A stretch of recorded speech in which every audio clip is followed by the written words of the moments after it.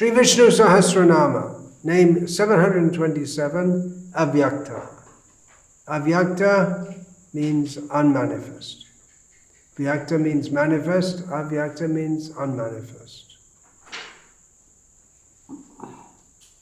This is another favorite of the Mayavadis who always want to deny the reality of the personality of the Supreme Personality of Godhead, and that his ultimate feature is not impersonal, effulgence, all-pervading.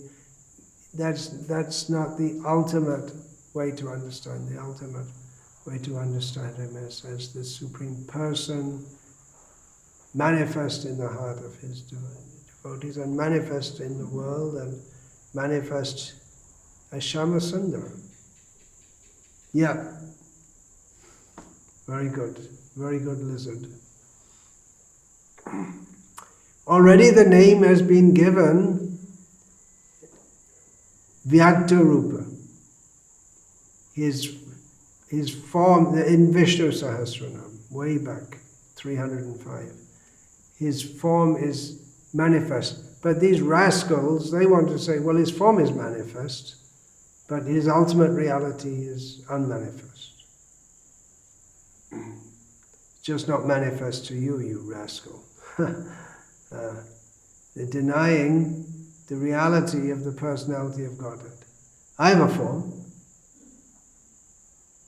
The Mayavadi, I have a form. I eat, but when he eats, and then the devotees offer to the idol in the temple, they will say, but the idol doesn't actually eat, it's just some imagination.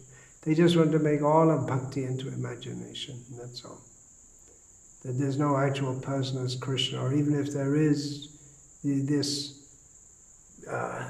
whole manifestation, there is Krishna, but ultimately everything's all imagination. It's just the stupid ideas in your head are all imagination. Krishna is the Supreme Personality of Godhead. That is the verdict of all Shastras. I'll come back to that later.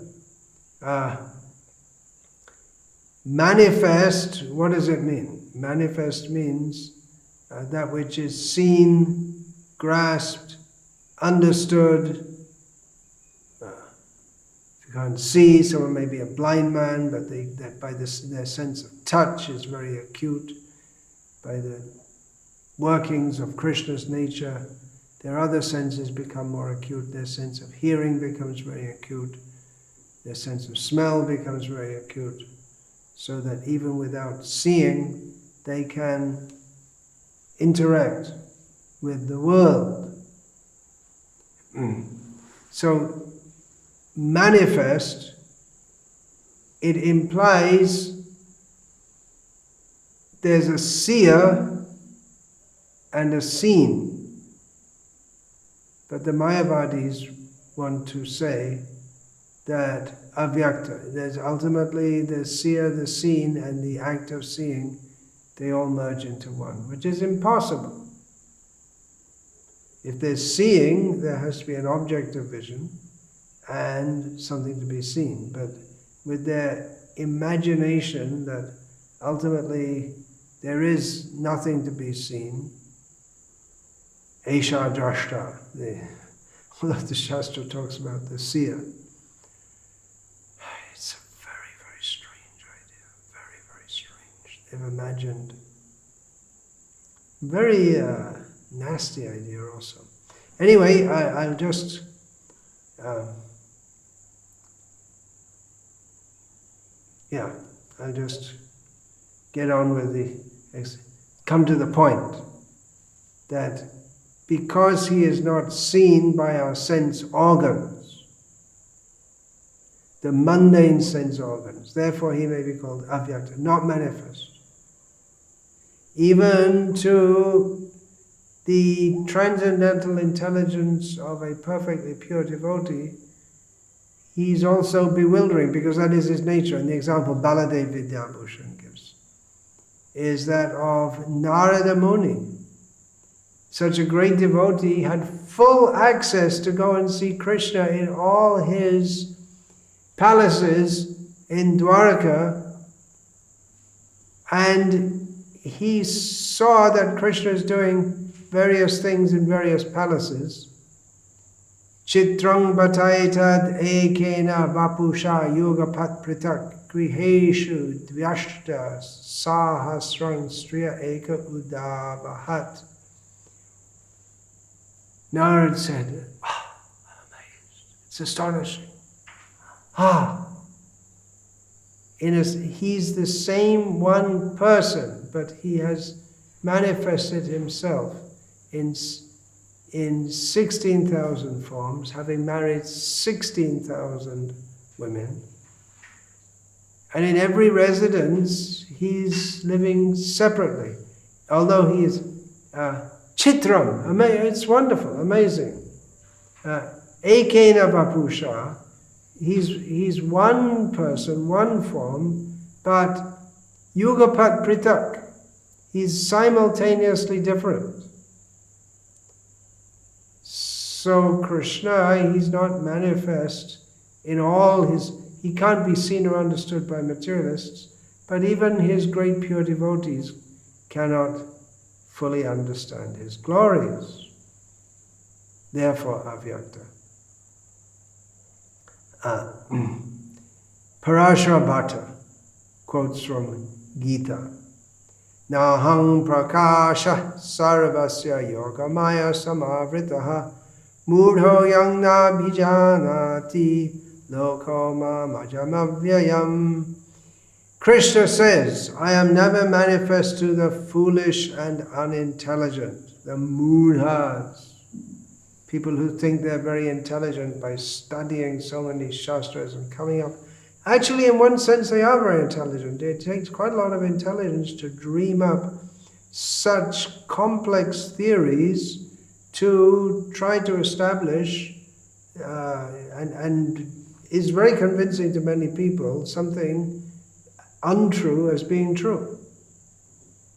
The Mayavadi ideas, well, in one sense, yeah, you can say they're true, but only to a limited extent. If they think this is the ultimate understanding, that the Supreme is impersonal and that we all become sannyasis by renouncing the world, what happens? Danda grahena matrena narayana bhavet. This is the idea of the Mayavadi sannyasis. You accept a danda, a single stick to show one. But still, it's one stick. It's different from other sticks, isn't it? Oh, something wrong in our philosophy there. Yeah, but they like to show, by accepting a stick, a man becomes God. Naro Narayana Bhavet. Now wait a minute. Narayana is lying on a couch in the causal ocean in a massive form, and from his body all the universes are manifest. You're not doing that. You can imagine. It's only imagination. Children imagining. But they're not children. They're fully cognizant, at least as cognizant as a human being can be. They're just envious. So Krishna doesn't manifest himself to them. He's covered by his curtain of illusion. And so most of the people in the world, they don't know him. They cannot recognize him. Again from Gita, Parashara Bhatta quotes, Nahang Vedaya na tapasana danena na chejaya shakyameva vidho drashtam drashtavana simang yata. Krishna says to Arjuna, having shown the universal form to Arjuna, having shown his 400 form, then again he shows his 200 form. And then he says, this form, you're thinking that form, you're thinking that universal form is something very special. You're thinking this 400 form is something very special. But this 200 form, Krishna, not simply by studying the Vedas, not by performing many austerities, not by performing many pious activities such as giving charity to worthy persons, nor by performing many sacrifices, can one see me in the way you are seeing me, Arjuna. Now, Krishna was visible to even so many people present there, such as Duryodhana, who also saw Krishna. So why does Krishna say that? Arjuna sees Krishna. How do we see? We see not only with our eyes, but we interpret everything we see. So when Arjuna, or we have a worldview, we find elsewhere in Gita, Krishna says that everyone, well, this is my understanding of it, that Krishna says that everyone, Shraddhamayo Yang Purusha, everyone has a kind of faith. So my understanding of this is, one way we can see this is that, well, yeah, everyone lives on faith. Everyone has a certain way of seeing the world, a worldview. We don't just see, we see with a certain kind of worldview. So when,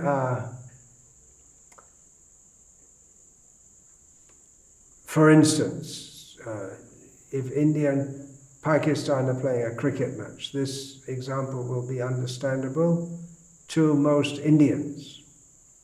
When India and Pakistan are playing a cricket match, I don't think they do.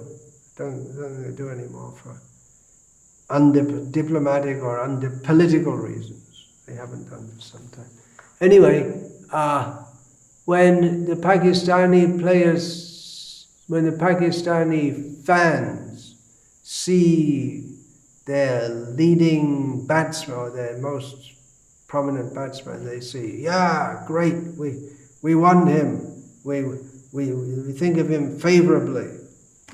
And from the Indians, they think he's the one who's going to do it, he's going to save us. A very positive way of thinking. From the Indian side, oh, he's like, at least in the context of cricket, he's our enemy. So they have a different way of looking. They see the same person, they may be there present at the ground, watching, but people see differently according to their perspective.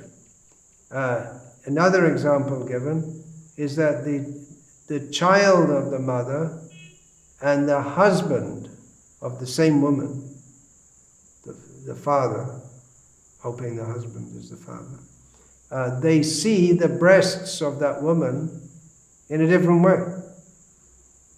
The husband sees the breast as something as his sexually enjoyable object, and the child sees the breast as for taking milk from and taking affection from. So it's the same thing, but it's seen a different way. So Krishna, he may be seen, even if he's seen in one sense by Duryodhana and company. He's not seen in the same way that he's seen by Arjuna. Arjuna can understand, this is my worshipable Lord. Actually, he's worshipable Lord for everyone. And that's the message of the Gita. But not everyone can see him like that, because they're mudha. Yes, mudha. Rascal, fools. Yeah, committed fools. Now, Avyakta, he's not manifest to everyone. Quite commonly, atheists say, as if in challenge to theists, show me God. Show me God. As if by these three words, they can demonstrate the puerility, the foolishness of generations of theism. The idea, just by these three words, show me God, they can show me God said in a sarcastic way, being quite confident that the theist will not be able to show them God. So for them this is proof. You can't show me, therefore God doesn't exist. Yes, it's just nonsense. I would say no. So you believe in science. Show me subatomic particles. Can you show me subatomic particles? No. Can you prove well, can you prove they exist? Yes. Okay, prove they exist. I'm sitting. You're taking the side of the scientist. I'm a layman. Prove they exist. Well, you have to go through years of study to understand, and even then, you can only understand by inference. Oh, really? And then, but then, if you say, "Show me God," if I don't show you, you say, "No God." I say, "Show me subatomic particles." I can show you, but you have to take the training. You have to have faith in the whole endeavor of science to even undertake such training, to begin to understand all these things. You have to start off by beginning. Where does it begin? You see mathematics. Okay, we're going to study subatomic particles, physics. We're definitely going to need a lot of advanced mathematics. Mathematics means numbers. Where does mathematics begin? Mathematics begins with the faith that when you see a symbol 1 or a symbol 2, that is competent to represent the concept of one object or two objects. Actually, if you say 2 times 2 equals 4, the first 2 and the second 2 don't mean they're not the same. They're similar but not the same. Just like if you say 2 times 2 oranges makes 4 oranges. Okay, 2 times 2 equals 4.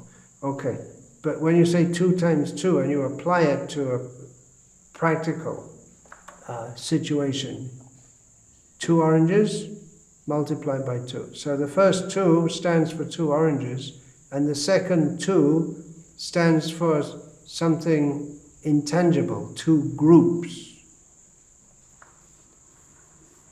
And then that gets applied to, so they both stand for 2, but they're 2 different types of 2. I don't know if even most scientists even think about such things. It's very basic, you could say, philosophy of science or philosophy of mathematics. But anyway, you have faith. Actually I remember at school, learning by rote. 2 times 2 equals 4, 2 times 3 equals 6, 2 times 4 equals 8, 2 times 5 equals 17. Wait a minute, that's not right. Anyway, learning by rote. We didn't know what it meant. It's just something you had to learn. It's a good thing we learned. It's very helpful in life, especially in this modern world, but even in the ancient world, it's helpful. Anyway, what's the point I'm making? The point I'm getting at here is that to understand matter, what to speak of that which is transcendental to matter, what to speak of God, who is transcendental to that which is transcendental to matter. In other words, unmanifest. We have to go through a long process. We can't immediately understand. Even how many people understand quantum physics, astrophysics? It's a long process to understand. Now, subatomic particles, they're unmanifest, right? They're unmanifest.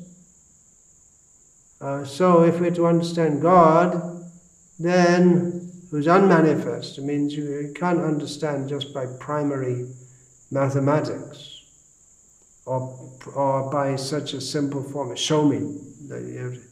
Okay, I get a pen. Show me a pen. I have a pen. Here's a pen. Okay, all right, I believe you. Here's a pen. And not such a simple thing.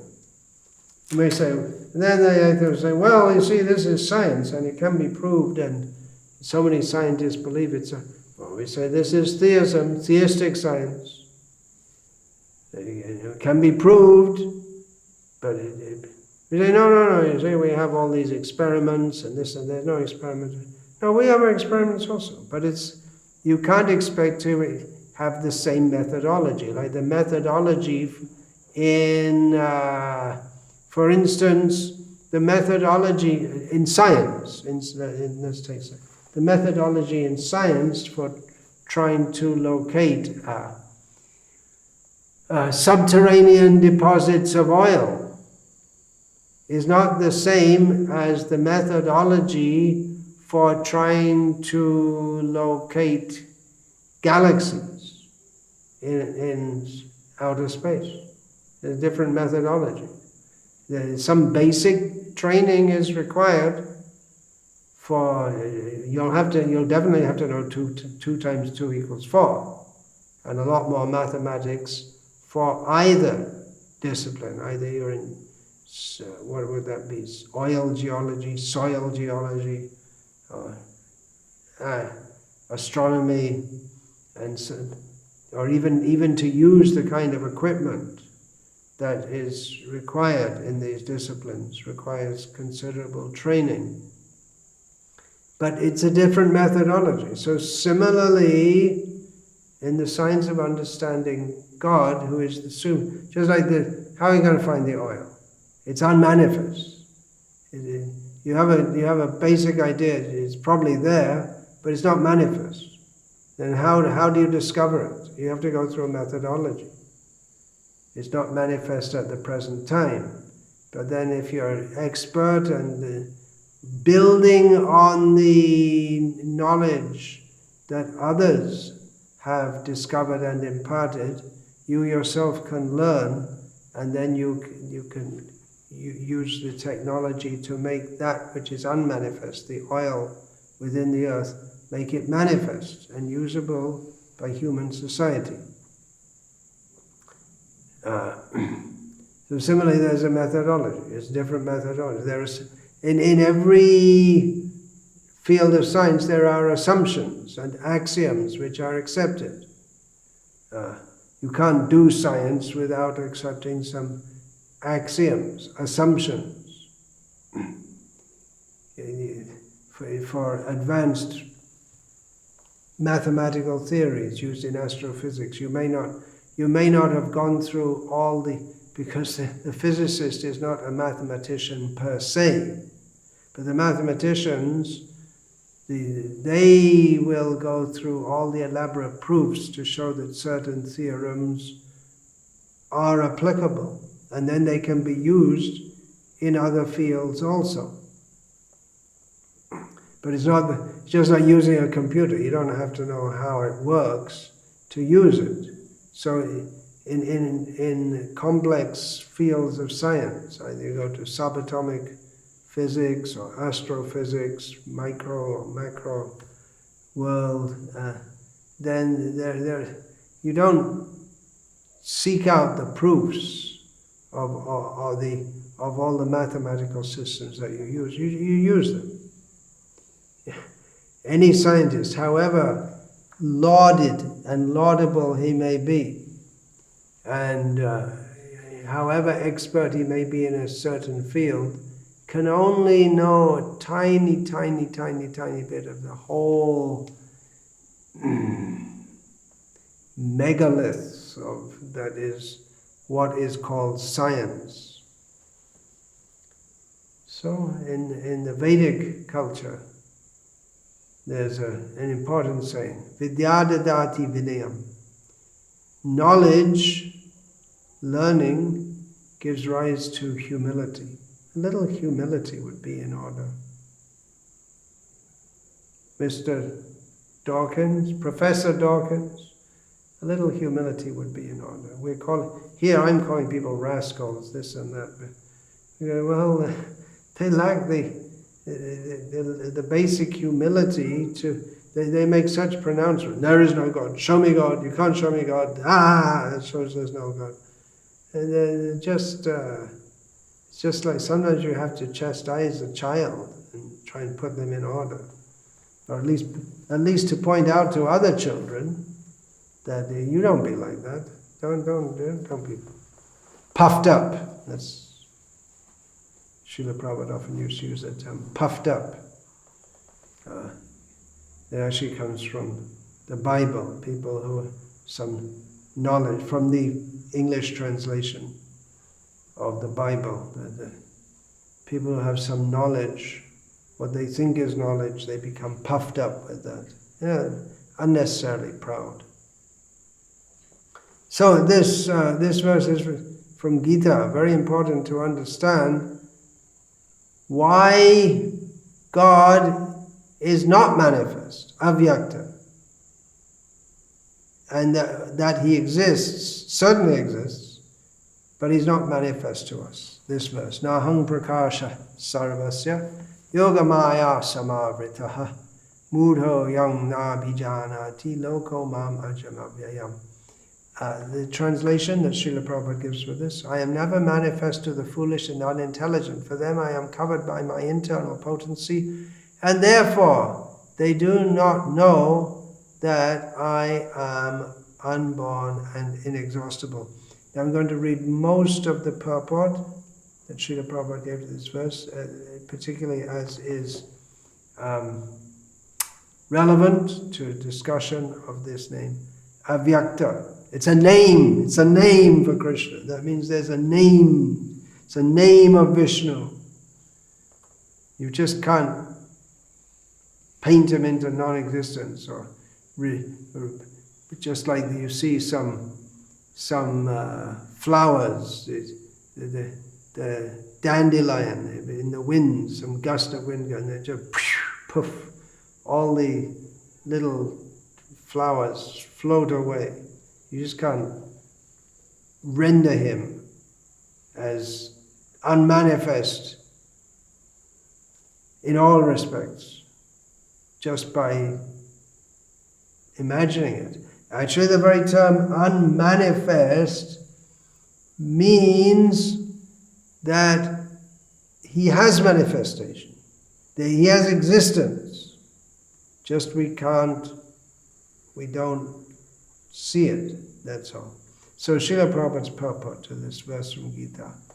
It may be argued that since Krishna was visible to everyone when he was present on this earth, how can it be said that he is not manifest to everyone? But actually he was not manifest to everyone. Yeah, everyone was able to see him, but he wasn't manifest to everyone. So Srila Prabhupada goes on to explain. When Krishna was present, there were only a few people who could understand him to be the Supreme Personality of Godhead. In the assembly of Kurus, when Shishupal spoke against Krishna's being elected president of the assembly, Bhishma supported him and proclaimed him to be the Supreme God. Bhishma supported Krishna, not Shishupal. If you read it, you can see the capital H, but if you hear it, you might get confused. Similarly, the Pandavas and a few others knew that he was the Supreme, but not everyone. Not everyone knew that he was Supreme. He was not revealed to the non-devotees and the common man. Therefore, in the Bhagavad Gita, Krishna says that but for his pure devotees, all men consider him to be like themselves. He was manifest only to his devotees as the reservoir of all pleasure, but to others, to unintelligent non-devotees, he was covered by his internal potency. So what was happening, people saw him, but they saw him Shraddhamayo Yang Purusha, Yo Yat Shraddha Sa Eva Sa. One is in Dehinam Sasvabhavasa. Everyone has, in the conditioned bodily existence, we identify ourselves according to the kind of worldview we have. And so Duryodhana and others, they saw Krishna, they didn't really know what to make of him, because it said he was raised as a Vaishya, and then he came home. He was like a vagabond child, and then he went to school very late and then they threw him out of school just after a few days. Him and his brother, they must have been really delinquent children, because he went at a very late age, but it seems he couldn't adjust to the school because he got sent back just after a short time. And now he calls himself the Prince of Dwaraka, and he goes around killing his own relatives. And they had a very bad opinion of him based on their adhakshaja, how they saw him in relation to their view of how the world is and their role within it. But they don't know that he is adhokshaja. They saw him through their mundane vision, but he is beyond mundane vision. And there are many such statements in Shastra in this regard. Continuing the purport of Srila Prabhupada, in the prayers of Kunti in Srimad Bhagavatam, it is said that the Lord is covered by the curtain of Yoga Maya, and thus ordinary people cannot understand him. Now Srila Prabhupada doesn't quote this Sanskrit, but I shall do so from this statement of Kunti Devi, who is no less than Bhishma Dev. Kuntyuvacha namaste purusham tvadyam ishvarang prakriteh param alaksham sarva bhutanam antarbahiravastitam. Kunti prays to Krishna, offering respects, that you are the original person beyond the material nature, superior to the material nature. In this way, he's unmanifest. We are in the material nature. He is beyond the material nature. We are stuck in a little well, just like a frog in a well. His concept of reality is limited to his position at the bottom of a well. He has no idea of the whole big world outside. Plato's cave, another example. Then Krishna is not seen by all living beings, although he is within and without them. He exists within them and without them. But he's Avyakta, not manifest. Then she explains this more, Kunti Devi. Maya javanika chandam agyad hokshajam avyayam nalaksha se murha drisha nato natyadharo yatha. She gives the example that Krishna is covered by just like a curtain of Maya, like a curtain on a stage. When the curtain is closed, you can't see what's behind it. But then even when the curtain is opened and you can see the actors, you don't really see who they are because they're playing a role. So in the same way, Krishna, even when he appears in this world, most people can't see who he is as the Supreme Personality of Godhead because he's playing as if he were an ordinary person. So foolish people, they can't understand that Krishna is that personality beyond mundane vision. He's not like them, he's not like us, in some limited body, which dies. Krishna's form never dies. So, getting back to Srila Prabhupada's purport to this verse from Gita, this Yoga Maya curtain is also confirmed in the Isho Upanishad, in which the devotee prays, Hiranmayena patrena satyasya pihitam mukham tattvang pushan apavranu satyadharmaya drishtaye. O my Lord, you are the maintainer of the entire universe, and devotional service to you is the highest religious principle. Therefore, I pray that you will also maintain me. Your transcendental form is covered by the Yoga Maya. The Brahma Jyoti is the covering of the internal potency. May you kindly remove this glowing effulgence that impedes my seeing your Satchidananda Vigraha, your eternal form of bliss and knowledge. Srila Prabhupada continues the purport, having quoted from the Isho Upanishad. The Supreme Personality of Godhead, in his transcendental form of bliss and knowledge, is covered by the internal potency of the Brahma Jyoti, and the less intelligent impersonalists cannot see the Supreme on this account. So this verse refers to everyone who cannot see Krishna as he is, even if they see him, and in particular to the impersonalists who are searching for the Absolute Truth, but don't want to find Krishna, who is the Absolute Truth. Isn't that strange? Very strange.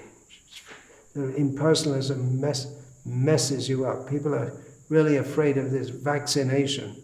They're going to get a vaccination. I know it's going to really mess me up. Impersonalism is going to mess you up much worse. Better take a vaccine and chant Hare Krishna than be an unvaccinated impersonalist. All right, now I'm going to quote, very much relevant in this regard, from Sri Yamunacharya's Stotra Ratnam. 2 verses which are quoted in Sri Chaitanya Charitamrita. So it's verses from the Sri Vaishnava Sampradaya, quoted in the topmost Shastra of the Gauriya Sampradaya. Now, I don't know why. I could ask, I suppose. Someone might be able to provide an answer. Why in the Sri Vaishnava commentaries on Vishnu Sahasranama they don't quote the Stotra Ratna? Maybe because they don't consider it canonical in the same sense that the Shastras that they do quote are largely the Divya Prabandham, Vishnu Purana, Vedas, they quote. That's probably the reason. They don't think it's canonical. They accept Divya Prabandham as canonical. All right, but of course the writings of Yamunacharya and the great acharyas, they are not different from Shastra in the sense that they're fully in accord with Shastra, and they may express in various ways the same teachings as the Shastra. And this is very much true of the 2 verses which I'll quote now from Sri Yamunacharya, who's accepted, of course, by all Sri Vaishnavas, regardless of which sect they belong to. So here's a verse by Yamunacharya, praying to the Supreme Personality of Godhead. Tvam Shila, yes, Tvam Shila Rupa Charitai Parama Prakrishtai Satvena Satvikataya Prabalaischa Shastrai Prakyata Daiva Paramartha Vidam Mataischa Naivasura Prakritaya Prabhavanti Bodham. O my Lord, those influenced by demoniac principles cannot realize you, although you are clearly the Supreme by dint of your exalted activities, forms, character, and uncommon power, which are confirmed by all the revealed scriptures in the quality of goodness and the celebrated transcendentalists in the divine nature. In other words, Krishna is obviously the Supreme Personality of Godhead. Everything about him very clearly declares that he's the Supreme Personality of Godhead. By his activities, his forms, his personality, his amazing power, his, all the Shastras, the Shastras for persons in the mode of goodness, they all confirm this. And all the great transcendentalists, they also do. Then why do people not understand? They're demons, that's all. That's all. Simple answer. Show me God. No. Even if you see, what will you do?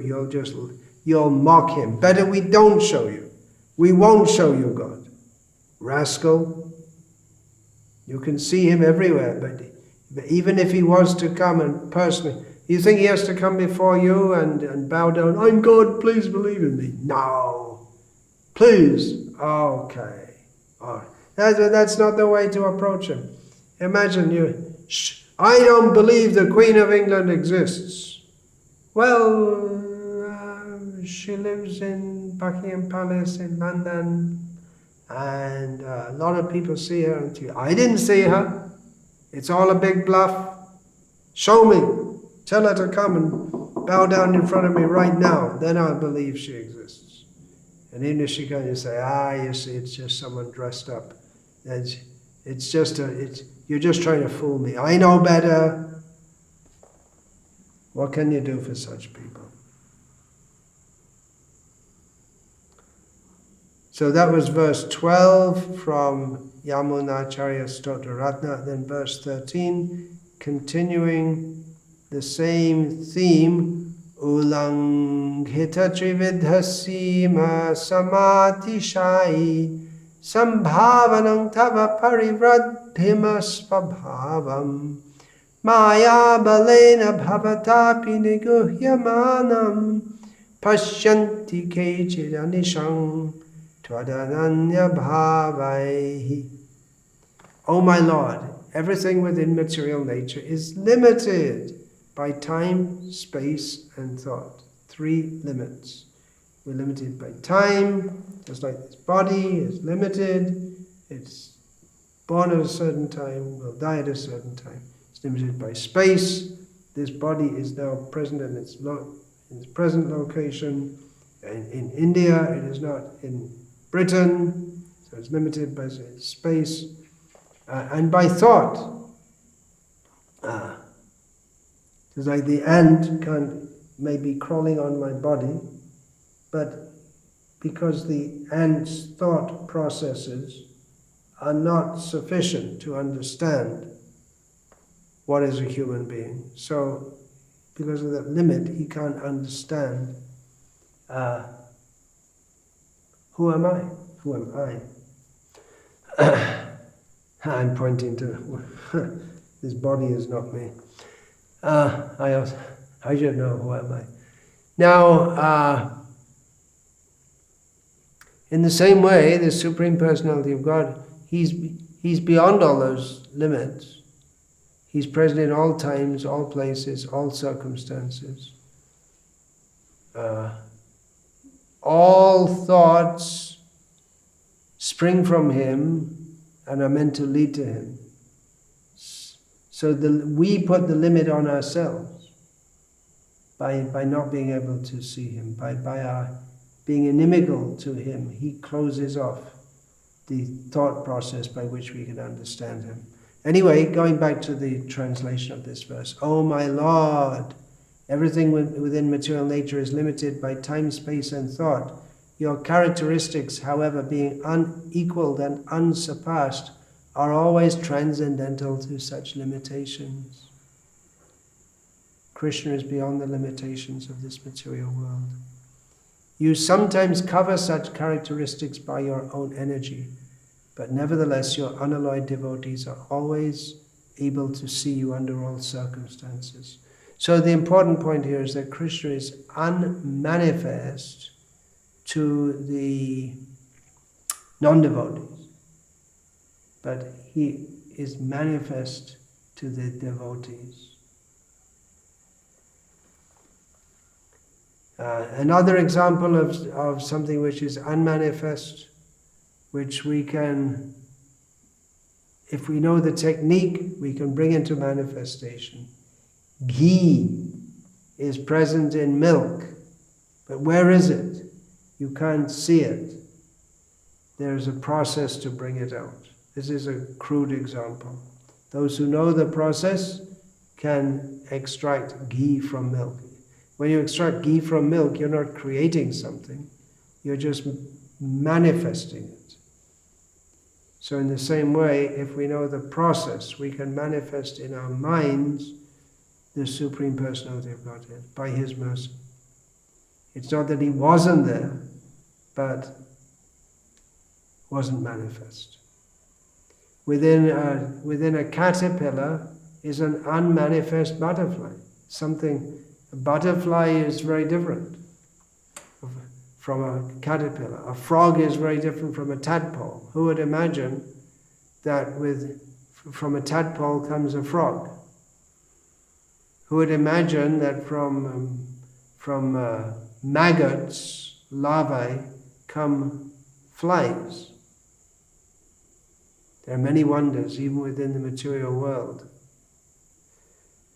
What to speak of the source of all wonders. So this name Avyakta should be properly understood.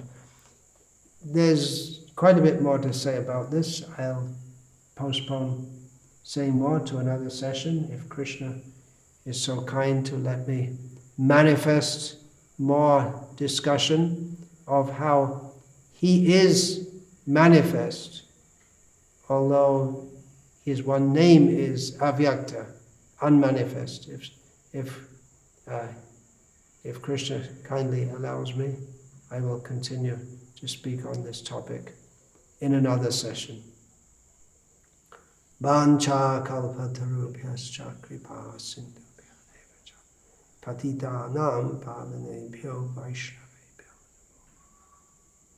dante nidaya janakam padayana patya kridvacha kakushatameta hey sadhava sakala